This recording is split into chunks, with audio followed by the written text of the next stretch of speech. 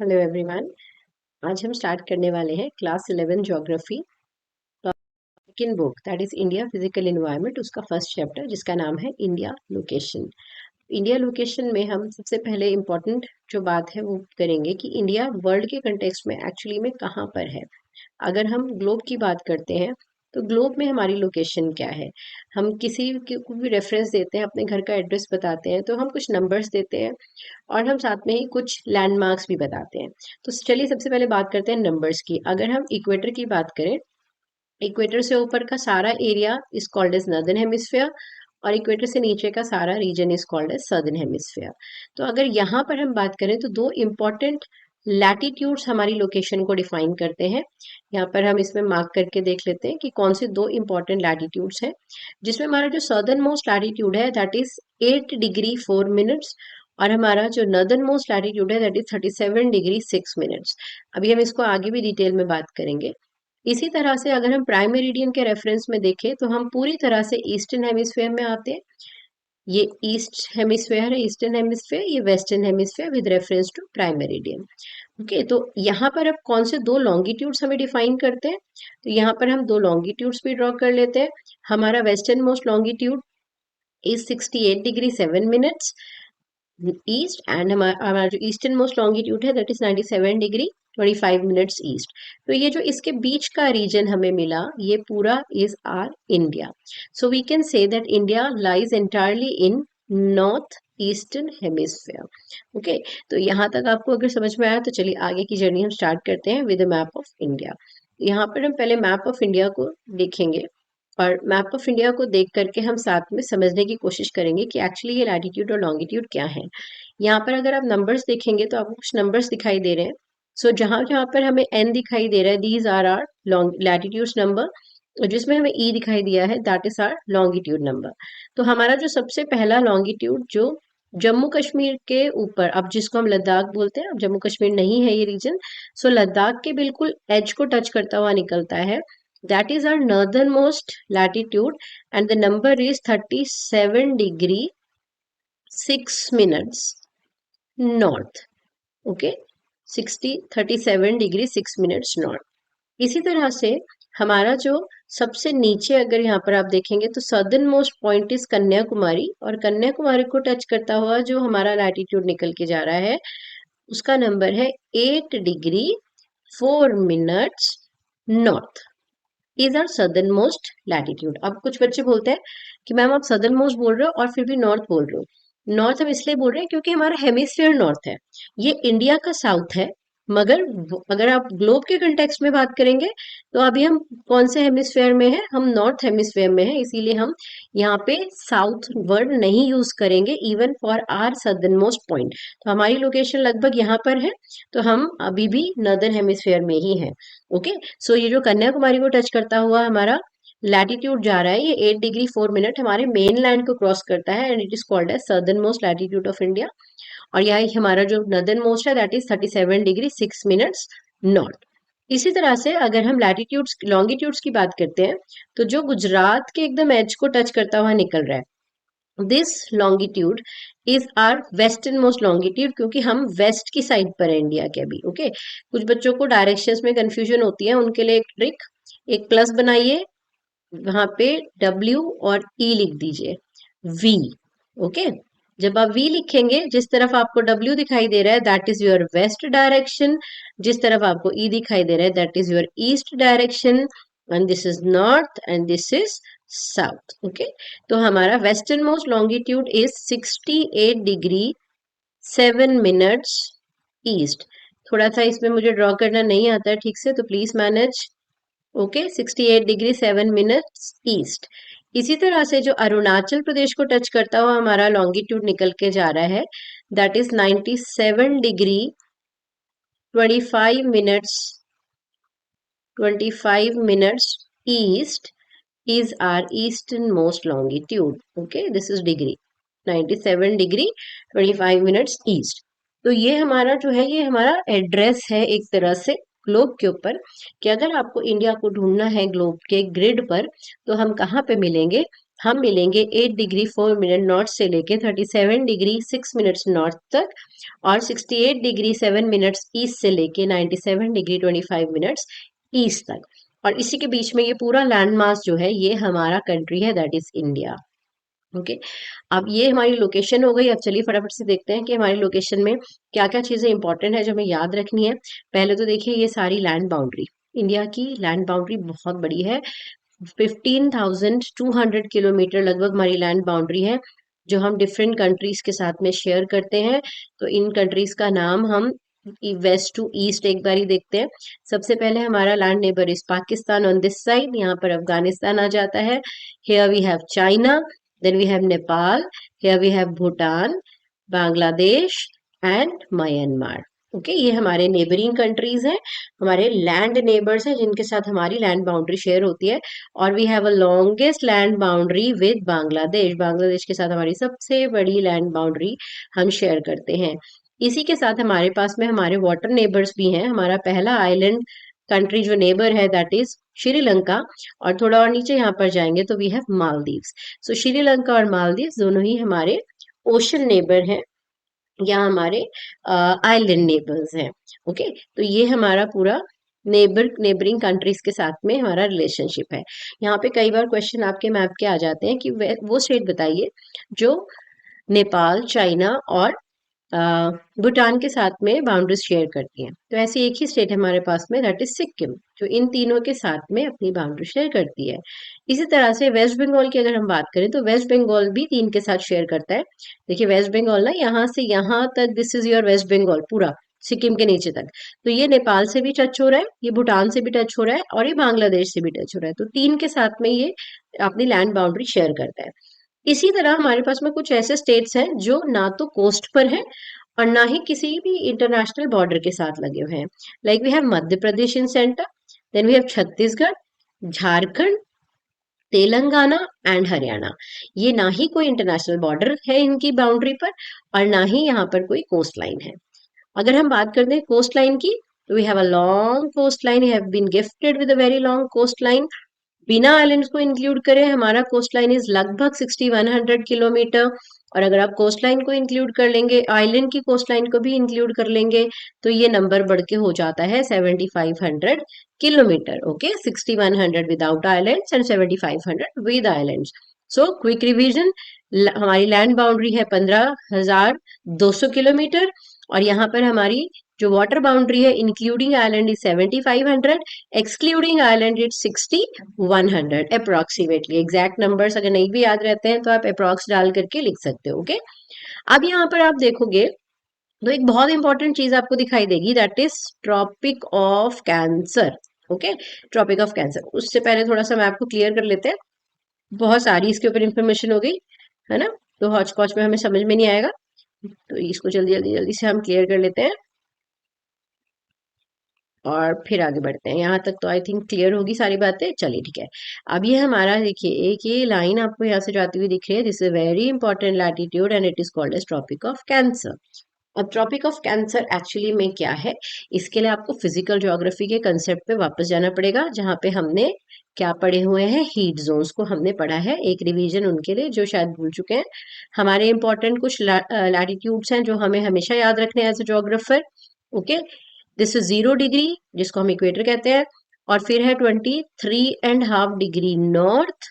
Okay, ये north में है, और यही सेम 23.5 डिग्री साउथ। ओके, अब ये दोनों कौन है, ये है tropics, this is tropic of cancer and this is tropic of capricorn. Okay, इसी तरह से 66.5 degree north, 66.5 degree north we have arctic circle, and 66.5 degree south we have antarctic circle. Okay, उसके बाद में आ जाता है हमारा 90 डिग्री पे यहाँ पे नॉर्थ पोल और यहाँ पर साउथ पोल। ओके, तो अब हमारी सन की जो रेज है वो यहाँ इन दोनों ट्रॉपिक्स के बीच में पूरे साल भर लगभग स्ट्रेट पड़ती हैं, तो इसीलिए यहाँ पर कंपैरेटिवली टेम्परेचर ज्यादा रहेगा, इसको सन की रोशनी ज्यादा मिलेगी, so we call it as torrid zone.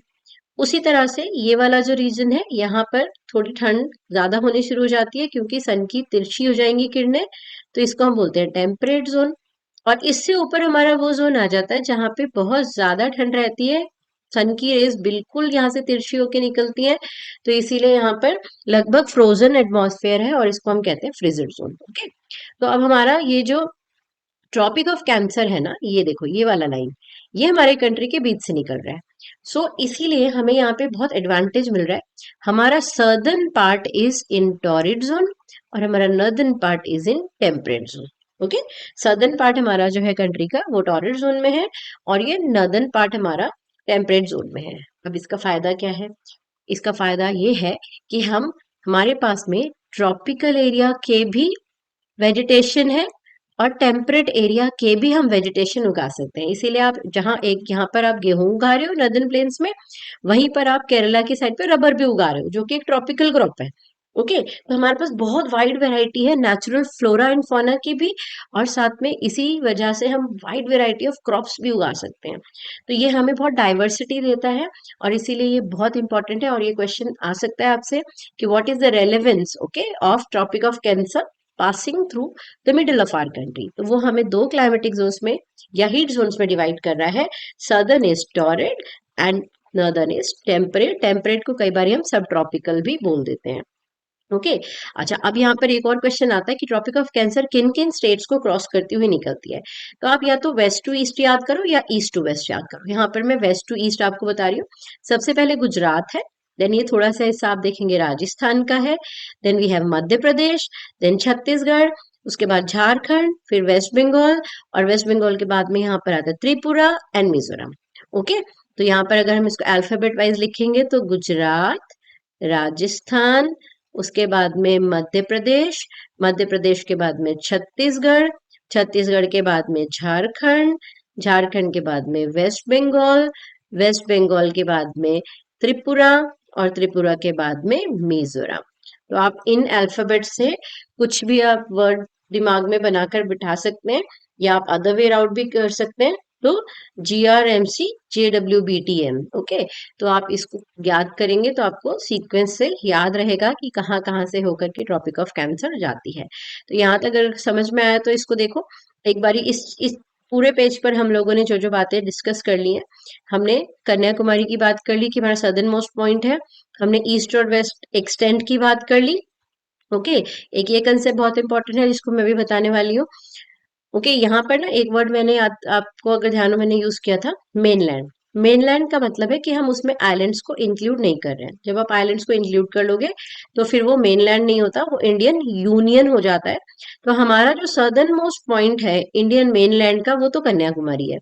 मगर अगर इंडियन यूनियन का सदर्न मोस्ट पॉइंट की बात करें तो वो है हमारा इंदिरा पॉइंट, जो है अंडमान एंड निकोबार के एकदम साउथ में। ओके, तो अभी हम मैप्स की हेल्प से उसको भी समझने की कोशिश करते हैं। तो यहाँ पर देखो अंडमान एंड निकोबार का सदर्न मोस्ट जो पॉइंट है ये इंडियन यूनियन का सदर्न मोस्ट पॉइंट है जिसको हम बोलते हैं इंदिरा पॉइंट। ओके, अब यहाँ पर ना एक लाइन है जिसको ध्यान से समझेंगे। हमारा ईस्ट और वेस्ट का जो डिस्टेंस है और नॉर्थ और साउथ का डिस्टेंस है वो डिग्रीज में लगभग 30 डिग्री आता है ना। अगर आप डिग्रीज जो अभी हमने डिस्कस करे थे उनको माइनस करोगे तो अप्रोक्सीमेटली दोनों तरफ 30 डिग्री का डिस्टेंस आता है, east to west and north to south.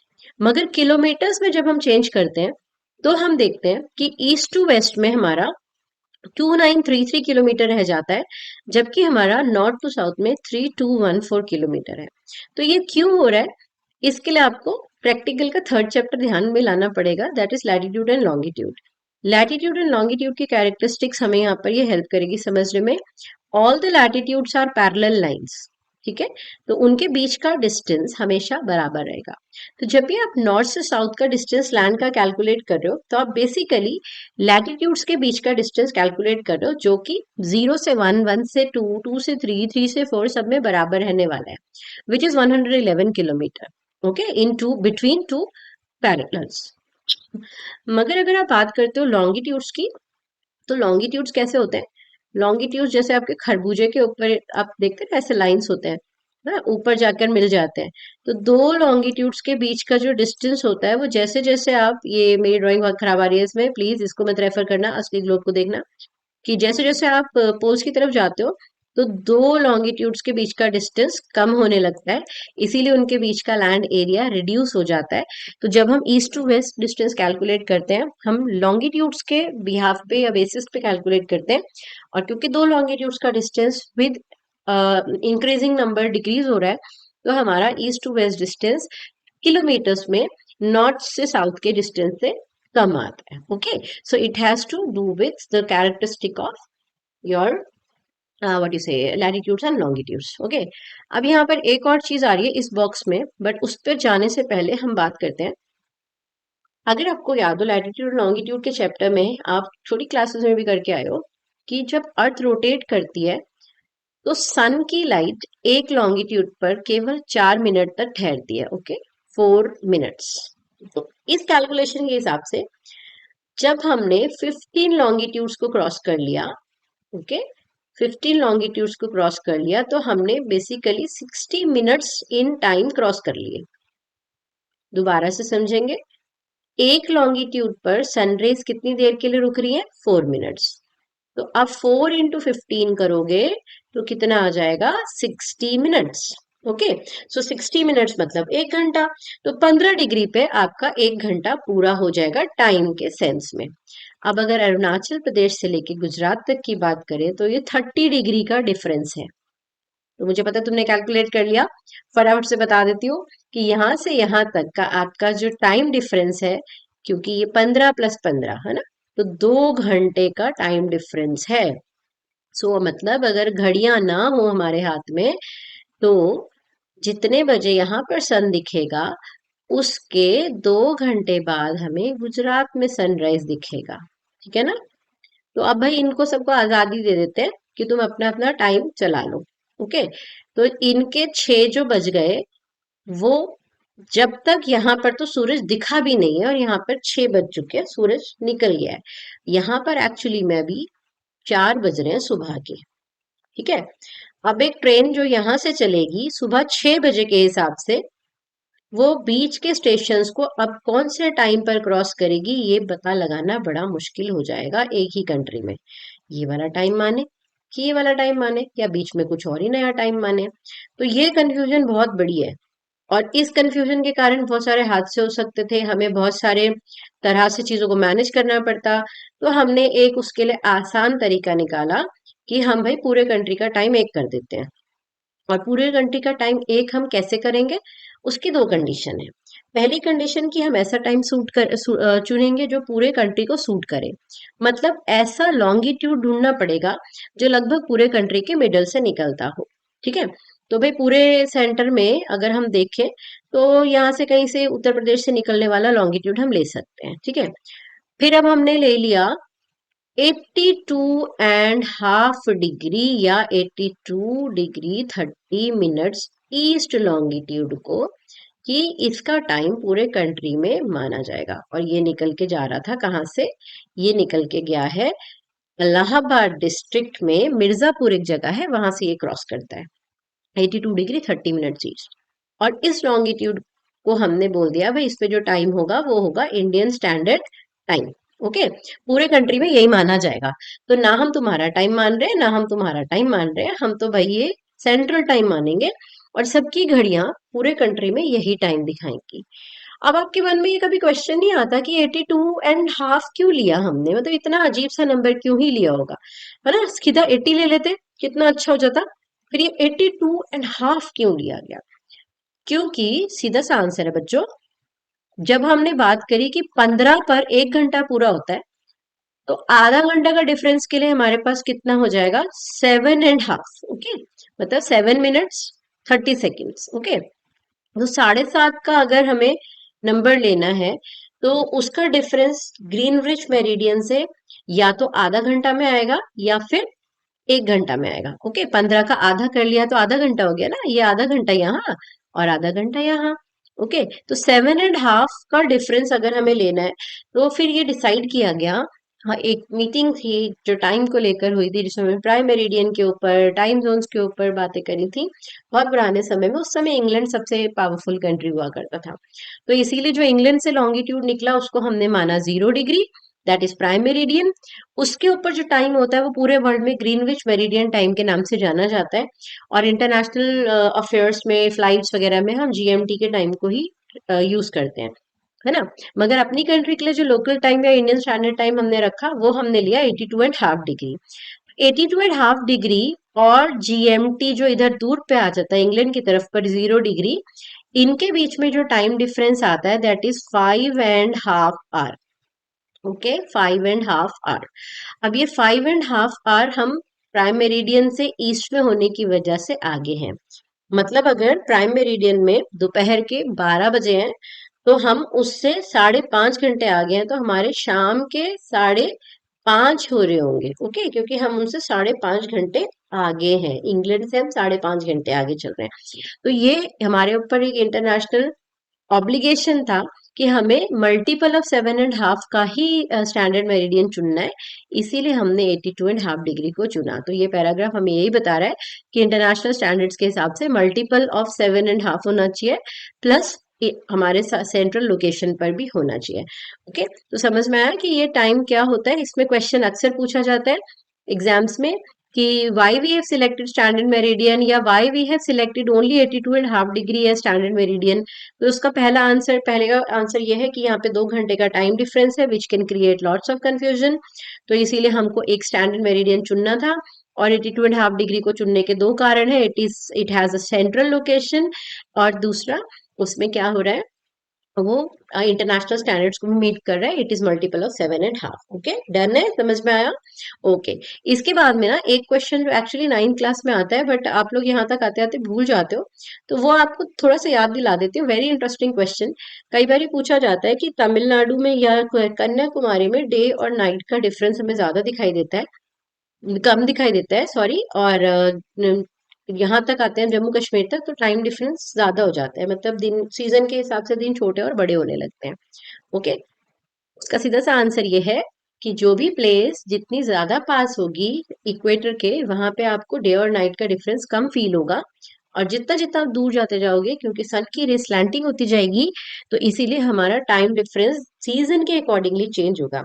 Delhi में भी कैसे होता है ना, ठंड में दिन छोटे हो जाते हैं और गर्मियों में दिन बड़े हो जाते हैं। ऐसे ही आप और ऊपर जाते हो तो आप पोल्स की तरफ तक जाते हुए बोलते हो 6 महीने का दिन 6 महीने का रात। तो बेसिकली हो क्या रहा है कि सन की लाइट वहां पर किस सीजन में ज्यादा आएगी किस में कम आएगी वो डिपेंड करेगा। Okay, getting it. चलो ठीक है, अब आगे बढ़ते हैं। यहाँ पे हम साइज की बात कर लेते हैं, कुछ फैक्ट्स की, कि वर्ल्ड के 3.28 मिलियन स्क्वायर किलोमीटर पर इंडिया है, जो कि पूरे वर्ल्ड का 2.4% लैंड एरिया है, और उस हिसाब से हम 7th लार्जेस्ट कंट्री हो जाते हैं वर्ल्ड के। अब तुम्हें क्या करना है, तुम्हें हमारे से ऊपर कौन से कंट्रीज हैं वो पता लगाने हैं, ठीक है, ये तुम्हारा काम है। ओके, अब हम साइज की बात करें तो हमारे पास तो बहुत डाइवर्सिटी है, बहुत सारे तरह के रिवर्स हैं, लैंड फॉर्म्स हैं जिसके बारे में अभी हम नहीं बात करेंगे, नेक्स्ट चैप्टर हमारा पूरा लैंड फॉर्म्स के ऊपर है, तो हम वहां पर इसकी डिस्कशन करेंगे। कोस्ट लाइन मैंने आपको पहले ही बता दिया है, तो इसको मैंने राउंड फिगर में आपको याद करने के लिए 7500 दिया था। जब भी आप राउंड करेंगे किसी भी वर्ड को तो उसके आगे अप्रोक्सीमेटली जरूर लगाएंगे। ओके, फिर हमने आइलैंड ग्रुप्स की बात करी कि दो हमारे आइलैंड ग्रुप्स भी हैं जिनको इंक्लूड करके हम इंडियन यूनियन बन जाते हैं। नेक्स्ट इंडिया के नेबर्स के बारे में हमने बात करी। यहाँ पर एक वर्ड जो आपको याद रखना है, श्रीलंका हमसे कैसे सेपरेट हो रहा है, गल्फ ऑफ मन्नार और पाक स्ट्रेट से। अब ये बहुत इंपॉर्टेंट बात है कि ये स्ट्रेट और गल्फ में क्या फर्क होता है, यहाँ पर ये क्वेश्चन आपसे पूछ रहा है। तो स्ट्रेट क्या है, स्ट्रेट दो बड़ी वाटर बॉडीज को जोड़ने वाली एक नैरो सी वाटर बॉडी है, ठीक है। जैसे यहाँ पर बे ऑफ बंगाल और इंडियन ओशन को जोड़ने के लिए पाक स्ट्रेट है। ओके, तो इसका उल्टा क्या होता है, अगर दो लैंड मासेस को एक कोई बहुत पतला सा लैंड मास आपस में जोड़ रहा है तो उसको हम बोलते हैं इस्थमस। जैसे इस्थमस ऑफ पनामा जो नॉर्थ अमेरिका और साउथ अमेरिका को जोड़ता है, इसी इसी तरह से पानी में दो बड़े वाटर बॉडीज को जोड़ने वाली एक नैरो वाटर बॉडी, उसको हम बोल देते हैं स्ट्रेट। ओके, अब गल्फ क्या होता है, गल्फ सी, बे, ओशन, इन सब में फर्क किस चीज का होता है, गहराई का, और कितना ये लैंड से कवर्ड है। ऊपर सबसे जो बड़ा ओशन होता है जो बिल्कुल ओपन है, उसके बाद में सी आएगा, सी में लैंड से सराउंडेड होता है बट गहरा होता है। ओके, फिर उसके बाद में आते हैं हमारे गल्फ और बे। गल्फ और बे में भी डेप्थ का फर्क होता है, और गल्फ ज्यादा सराउंडेड होता है लैंड से, और बे जो है उसके कंपैरेटिवली थोड़ा कम होता है, और गहराई में बे और गल्फ दोनों ही सी और ओशन से कम होते हैं। ठीक है, तो ये यहाँ पर आप ध्यान रखेंगे इन वर्ड्स के मीनिंग। एज अ जोग्राफर आपको ये सारे डिफरेंसेस बहुत क्लियर होने चाहिए माइंड में। चलो ठीक है, अब यहाँ पर फटाफट से क्वेश्चन देख लेते हैं। विच one of the following latitudinal extend is relevant for the extend of India. अब इंडिया का कहाँ से कहाँ तक है ये हम डिस्कस कर चुके हैं। सो 8 डिग्री 4 मिनट्स नॉर्थ से 37 degree 6 minutes north. Which one of the following country shares the longest land frontier, ये मैंने आपको बताया था, Bangladesh. Then which one of the following countries is larger in area than India. ओहो, ये तो मैंने आपको होमवर्क के लिए दिया था, पर चलो यहाँ पर तो आंसर बताना पड़ेगा। तो इनमें से चाइना है। Okay, which one of the following longitude is standard meridian of India. Very interesting, 82.5 degree east. Okay, क्योंकि हम है ईस्टर्न हेमिस्फीयर में। लॉन्ग क्वेश्चंस आप खुद करेंगे पढ़ के, और जितना हो सके अपने नोट्स खुद बनाइए। जितनी जल्दी आपको आदत पड़ जाएगी ना अपने नोट्स बनाने की, उतना ही आपके लिए इंटरेस्टिंग हो जाएगा। तो यहाँ पर आपके नोट्स जो है वो कैसे बनने चाहिए, फ्लो चार्ट के फॉर्म में बनने चाहिए। और मैप वर्क कैसा होना चाहिए, मैप वर्क में आपको यहाँ पर पता होना चाहिए, एक तो इंडिया के northern most southern most latitude, then longitude, then prime meridian, neighbouring countries, साथ में कौन कौन से स्टेट्स में से क्रॉस करके जाता है, ट्रॉपिक ऑफ कैंसर, प्लस आपको जो बहुत इंपॉर्टेंट है जानना वो है पूरे इंडिया का मैप वर्क। तो जल्दी से इंडिया का मैप वर्क भी कर लेते हैं। ठीक है ना। इंडिया के मैप वर्क की अगर मैं बात करूं तो इसको कैसे याद करना है, देखो सबसे पहले लद्दाख को अलग से आप इजीली रिमेम्बर कर सकते हो, और उसके साथ में जम्मू कश्मीर। ओके, उसके बाद में यहाँ पर देखो एक एक क्वाड्रिलेटरल सा बनता है।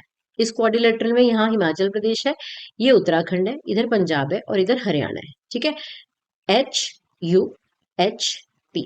ओके, दोनों तरफ HH, इधर उत्तराखंड इधर पंजाब। क्लियर है। क्योंकि यूनियन टेरिटरीज की अभी बात नहीं कर रही हूँ मैं, ये दोनों यूनियन टेरिटरी है, बट ये बताना जरूरी था। बाकी अभी यूनियन टेरिटरी से बाद में बात करेंगे।